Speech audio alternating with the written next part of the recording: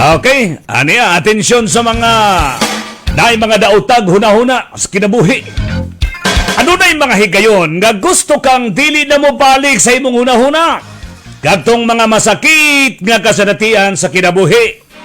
Kung pwede palang ipariya sa pelikula nga Eternal Sunshine ni Jim Carrey, nga bihimo o ga memory erasing procedure aron kalimtan ang iyang ex. Ay, Ginoo ko ning ex.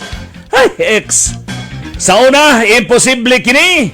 Apan karon aduna nay teknolohiya nga posibleng mahimong tinuod nga makapapas o makapaluya sa mga kasakit o mga ang imong mahinumduman.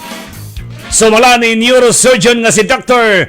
Jonathan Rasoli sa Northville State Island University Hospital nga aduna nay tulo ka mga pamaagi nga nagtinguha nga mahilom o mapadaplin ang traumatic memories.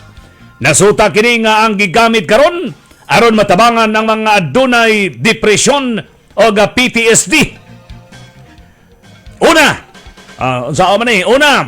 transcranial magnetic stimulation. Usa ka wireless nga jumper cable nga ibutang sa imong bagol-bagol nga modala sa pulso ngadto sa parte sa imong utok. Ikaduha, deep brain stimulation. Pinaagi sa pagbutang sa gamay nga electrodes ngadto sa utok aron mohatag og kuryente padulong sa imong utok. Ang ikatulo, kamulo pang gitun-an sa mga scientist ug researcher, busa alang sa adunay gustong ipapha nga mga panumduman, magtigom og dagang kwarta aron malimtan ang mga kasakit apil ng mga kagahapon. Ayun, Nick Fod.